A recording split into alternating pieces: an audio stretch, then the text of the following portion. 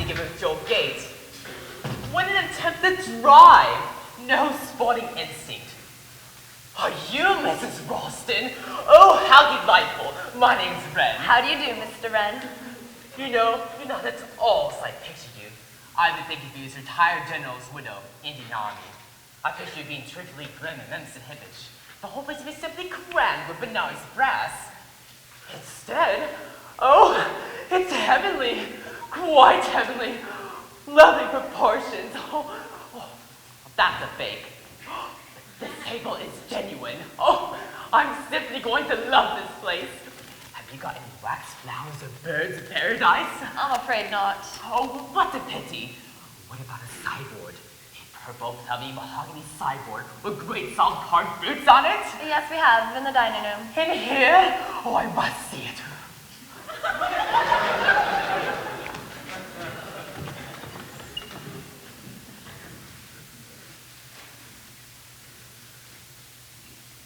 Do come and warm yourself. Well, absolutely perfect. Real bedrock of respectability. But why do away with the center mahogany table? Little tables just spoil the effect. We thought our guests would prefer them. This is my husband. How do you do? Terrible weather, isn't it? Takes one back to Dickinson Scrooge and that irritating Tiny Tim. So bogus. Actually, Mrs. Ralston, you were absolutely right about the little tables. I was being carried away by my feeling for period.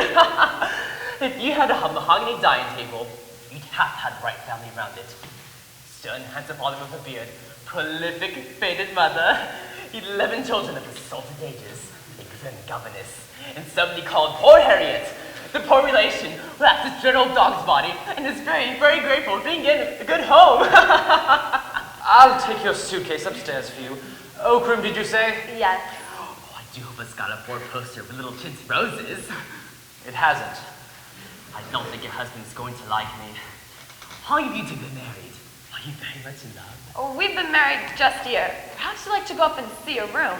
Oh, ticked off. But you just like knowing all about people. I mean, I think people are so madly interesting, don't you? Well, I suppose some are, and some are not. No, I don't agree at all. I think they're all interesting. Because you never really know what anyone is really like, or what they're really thinking. For instance, you don't know what I'm thinking about right now, do you? Not in the least. Cigarette? Oh, no, thank you. You see, the only people who really know what other people are like are artists. And they don't know why they know it. But they're portrait painters. It comes out on the canvas. Are you a painter? No, I'm an architect. My parents, baptized me Christopher in the hopes that I would be an architect. Christopher Wren. As good as halfway home. Actually, of course, everyone always laughs about it, makes jokes about St. Paul's. However, who knows? I yet had the last laugh. Chris Wren's peep-out nest may yet go down in history. I'm going to like it here. I find your wife most sympathetic. Indeed. And really very beautiful. Oh, don't be absurd. There now, isn't that like an English woman? Compliments always embarrass them. European women take compliments as a matter of course. The English women have all the feminine spirit brushed out of them by their husbands. There's something very boorish about English husbands. Do come up and see your room. Oh, shall I? Can you stoke up the hot water boiler? I understood this was a guest house in full running order. We're only just starting. I would have said that a proper staff of servants was essential for opening an establishment of this kind. I consider your advertisement was most misleading. May I ask if I'm the only guest here with Major Metcalf, that is? Oh no, there are several here. And this weather, too. A blizzard, no less. All very unfortunate. But we couldn't very well foresee the weather. Oh, the north wind doth blow, and it will bring snow. And what will the robin do then, poor thing? I adore nursery rhymes, don't you? Always so tragic and macabre. That's why children like them. May I introduce Mr. Wren and Mrs. Boyle? Oh.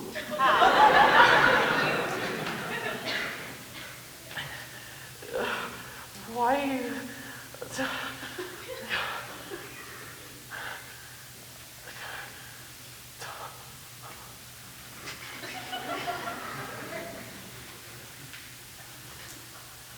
This is a very beautiful beautiful house, don't you think so?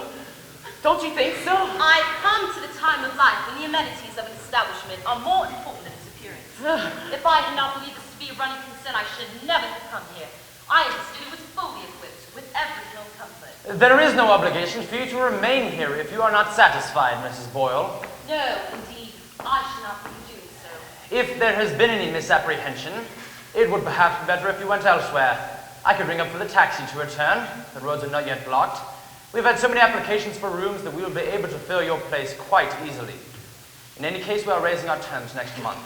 Well, I'm certainly not going to leave before I've tried what this place is like. You needn't think you could turn me out now.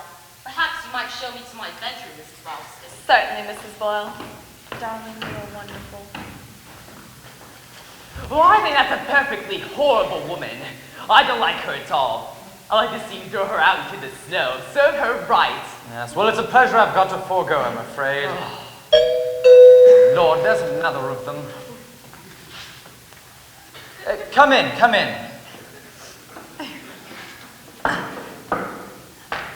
Afraid my car's balked about half a mile down the road. I'll run into a drift. Let me take this. Any more stuff in the car? No, I travel light. Oh, glad to see you've got a good fire going. Mr. Wren, Miss... Thanks, Wren. my wife will be down in a minute. Oh, no hurry. Got to get myself pulled out. Seems as though you're going to get snowed up here. Weather forecast says heavy falls expected, notice formed, etc. Hope you've got plenty of provisions in. Oh, yes, my wife's an excellent manager. And anyways, we can always eat our hens. Before we try to eat each other, eh? Oh, any news in the paper apart from the weather?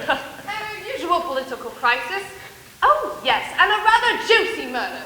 Murder? Oh, I like murder. They seem to think it was a homicidal maniac, strangled a woman near Paddington. Sex maniac, I suppose. It doesn't say much, does it? Lisa anxious to interview a man seen in the vicinity of Culver Street at the time. Medium height, wearing darkish overcoat, light scarf, and soft felt hat. Police messages to this effect have been broadcast throughout the day. Useful description. Could fit pretty well anyone, couldn't it? When it says that the police are anxious to interview someone, is that a polite way into saying that he or she is the murderer? Could be. Who is this woman who was killed? Oh, Mrs. Lyon. Mrs. Maureen Lyon. Young or old? It doesn't say. Doesn't seem to have been robbery. I told you. Sex maniac. Oh, this is Miss Casewell, Molly, my wife. How do you do? It's an awful night. Would you like to come up to your room? The water's hot if you'd like a bath. You're right, I would.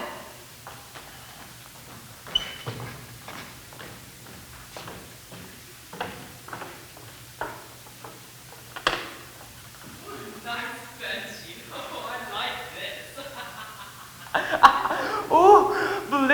I love blue.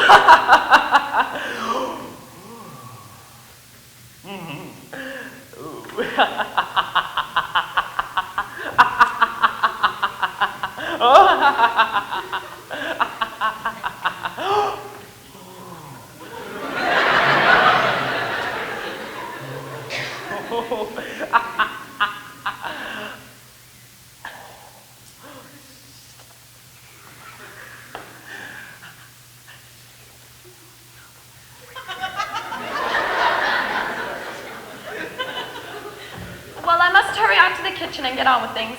Major Metcalf is very nice. He won't be difficult. It's Mrs. Boyle that really frightens me.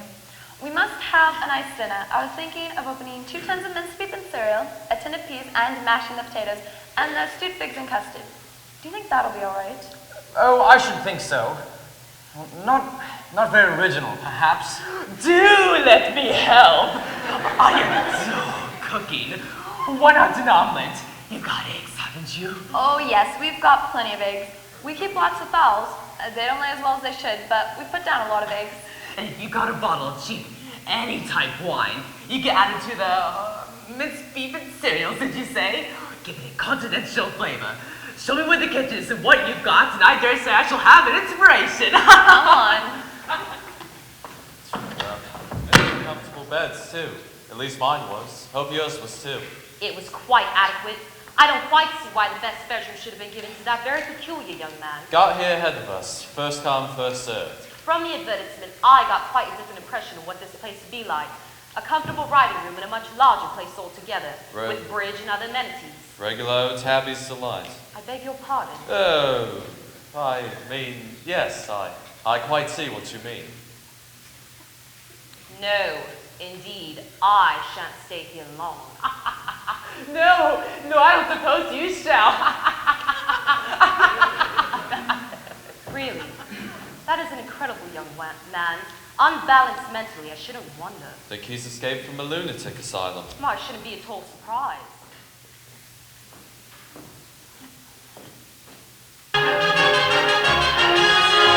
Would you mind not having that on quite so loud? I only find it to feel rather distracted with what I'm trying to write letters. Do you? You don't particularly want to listen just now. Oh, it's my favorite music. Oh, there's a writing table in there. I know, but it's much warmer in here. Oh, much warmer. I agree.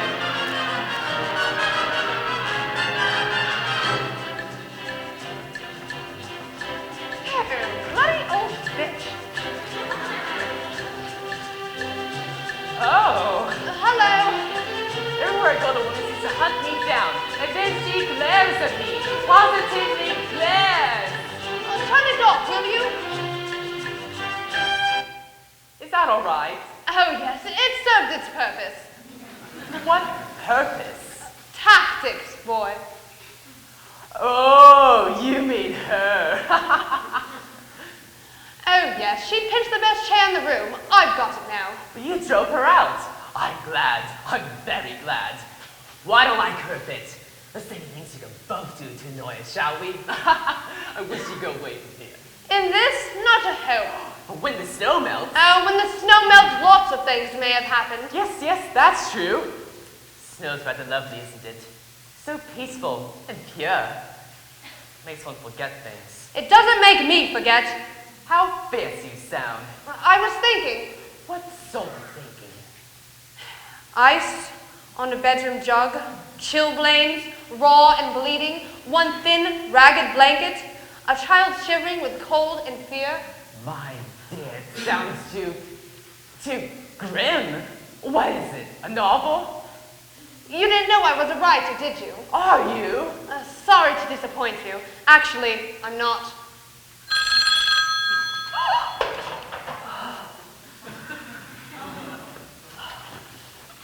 Are you Mr. Ralston? Yes. Thank you, sir. Detective Sergeant Trotter, Berkshire Police. Can I get off these skis and stow them somewhere? Yes. Go around that way to the front door. I'll meet you. Thank you, sir. Well, I suppose that's what we pay our police folks for nowadays. To go around enjoying themselves at winter sports. Why did you send for the police, Mrs. Ralston? But I didn't. Who's that man? Where did he come from? He passed through the drawing room window on skis, all over snow, but looking terribly hearty.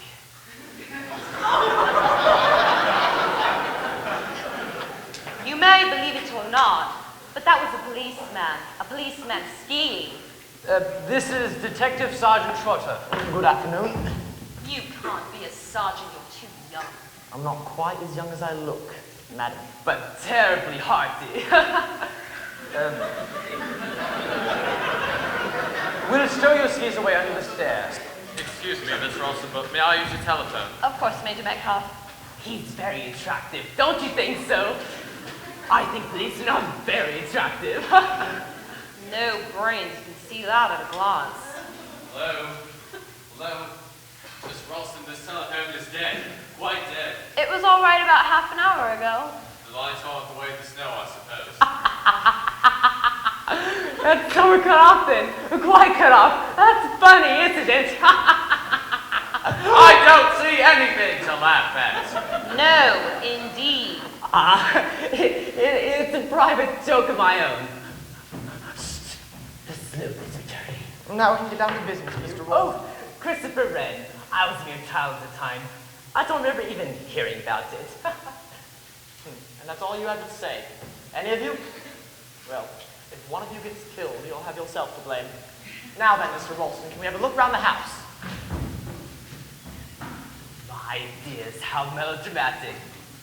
He's very attractive, isn't he? I admire the policeman. Always so stern and hard-boiled.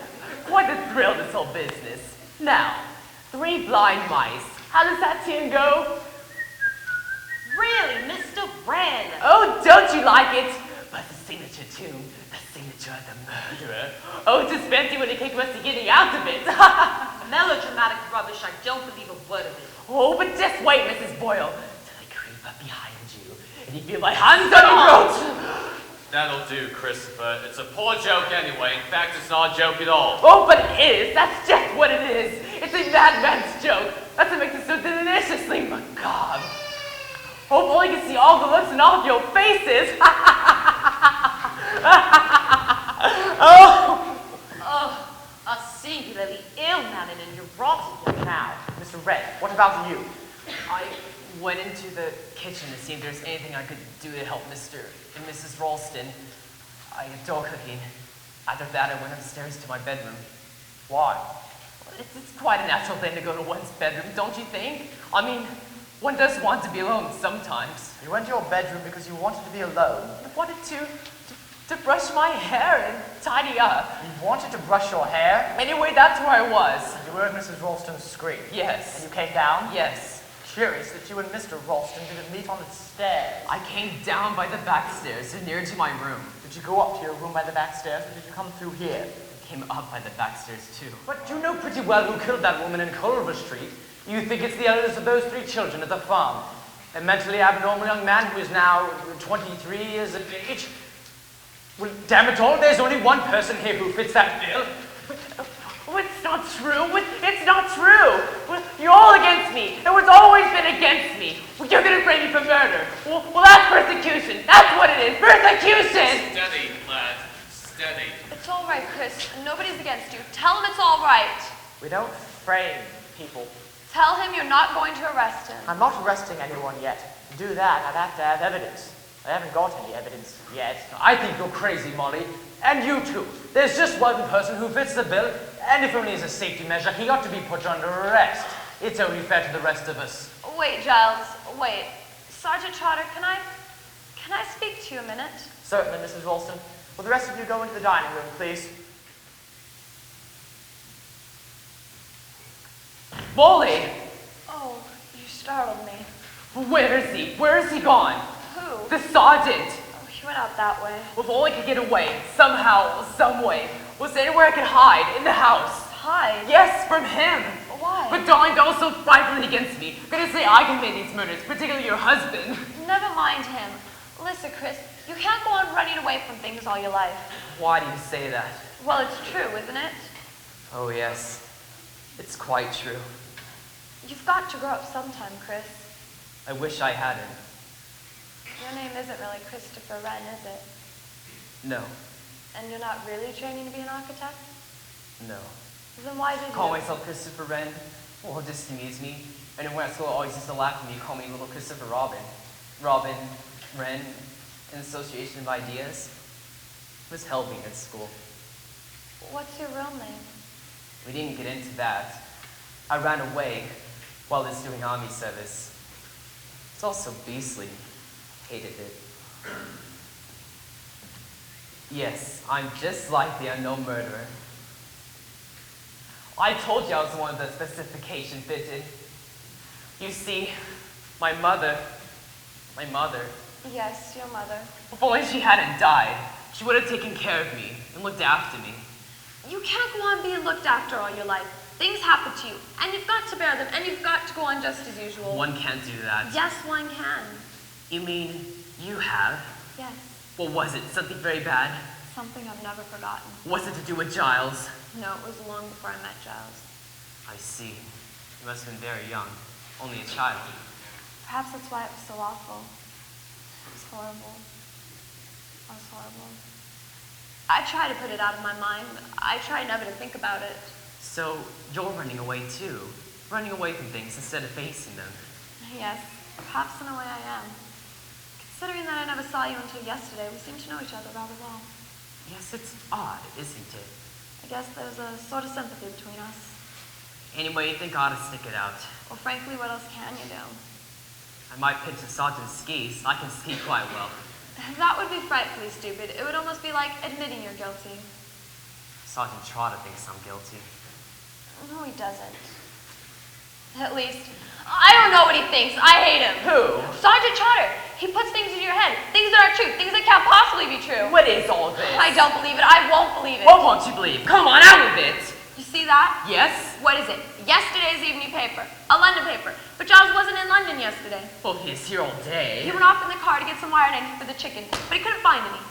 Paul did go to London after all. Then why shouldn't he tell me he did? Why pretend he'd been racing all around the countryside? Perhaps with the news of this murder. But Giles didn't even know about the murder yesterday. Or did he? Did he? Good Lord, Molly. Surely you don't think... The sergeant doesn't think. I don't know what the sergeant thinks. And he can make you think things about people. You ask yourself questions, and you begin to doubt. You feel that somebody you love and know well might be a stranger. That's what happens in a nightmare. You're in the middle of friends, and suddenly you look up at their faces, and they're not your friends any longer. They're different people. Different people just pretending. Perhaps you can't trust anybody. Perhaps everybody's a stranger.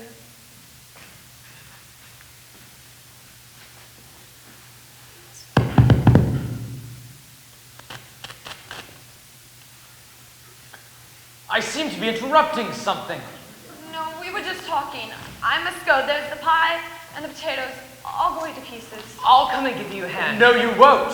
Giles. Tete-a-tetes are not very healthy things at present.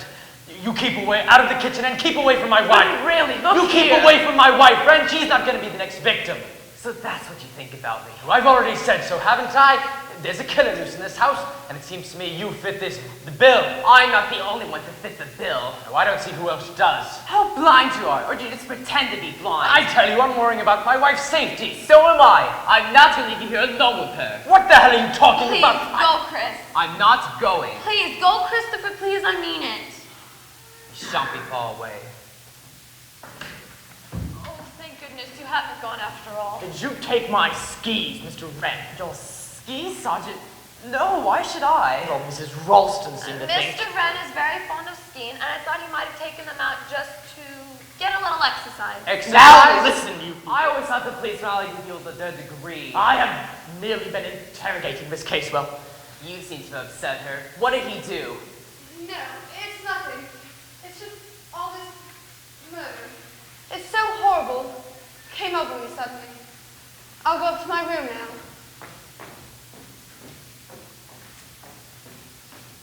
It's impossible. I can't believe it. What can't you believe? 6 impossible things before breakfast like the Red Queen? Oh, yes, Mr. Wren. It's rather like that. Dear me, you look as though you've seen a ghost. I've seen something I ought to have seen before. Blind as a bat, I've been. But now, I think we may be able to get somewhere. So the police have a clue. Yes, Mr. Wren. At last the police have a clue. I want everyone assembled here again. Do you know where they all are? Giles and Molly are in the kitchen. I've been helping Major Metcalf look for your skis. We've looked in the most entertaining of places. But all to no avail. I don't know where Pepsini is. I'll get him, you get the others. This isn't a game, sir. Well, isn't it? Now, though, I think you're wrong. I think it is a game. To somebody. You think the murderer is enjoying himself? Maybe. I only want people to do exactly what they did before. But I don't see. I simply can't understand what you can hope to accomplish by making people do the exact same things they've done before. I think it's just nonsense. Do you, Mr. Wren? Well, you can count me out. I'm just I can't count anybody out. One might think from the looks of you that you're all guilty. Why are you so unwilling?